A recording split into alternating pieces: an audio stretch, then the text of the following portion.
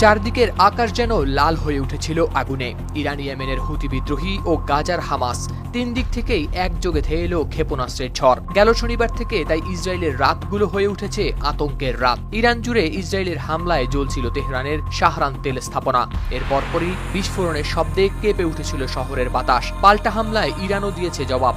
ধ্বংসস্তূপে পরিণত করেছে ইসরায়েলের তেল আবিব সহ বিভিন্ন শহর। এরই মাঝে ইসরায়েলের মরার উপর খাড়ার ঘা হয়ে উত্তরে গাজা থেকেও রকেট ছুড়েছিল হামাস। আর ঠিক তখনই নতুন মাত্রা যোগ করে ইয়েমেনের হুতি বিদ্রোহীরা। রাতের অন্ধকারে ইসরায়েলের দিকে ছুড়ে দেয় একের পর এক ক্ষেপণাস্ত্র। এক প্রতিবেদনে এ তথ্য জানিয়েছে কাতার ভিত্তিক সংবাদ মাধ্যম আল জাজিরা। ইসরায়েলি সামরিক বাহিনী আইডিএফ নিশ্চিত করেছে, ইসরায়েলের মধ্যাঞ্চলে ইয়েমেন থেকে ছোড়া হয়েছে কিছু ক্ষেপণাস্ত্র। হুথিরাও জানিয়েছে তারা ইরানের সঙ্গে সমন্বয় করে চালিয়েছে এই হামলা। আল মাসিরা টিভির মাধ্যমে জানিয়েছে এই হামলায় ব্যবহৃত হয়েছে প্যালেস্টাইন 2 নামের হাইপারসোনিক ব্যালিস্টিক ক্ষেপণাস্ত্র, যার গতিতে আকাশ ছিন্ন করে ধেয়ে এসেছে ধ্বংস। গত এক সপ্তাহে এটি ছিল হুথিদের দ্বিতীয় হামলা। এর আগে 10 জুন মঙ্গলবার তারা 2টি ক্ষেপণাস্ত্র ছুড়েছিল ইসরায়েলের দিকে। সেই হামলার পর প্রতিশোধ নিতে ইসরায়েল বিমান হামলা চালায় হুথিদের দখলে থাকা ইয়েমেনের হোদেইদা বন্দরে।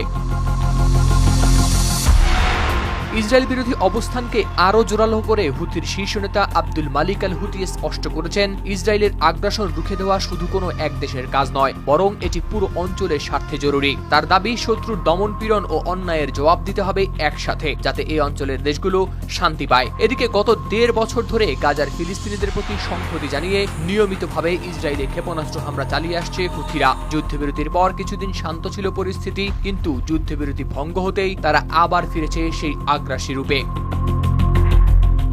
হাওলাদার শামীম, RTV।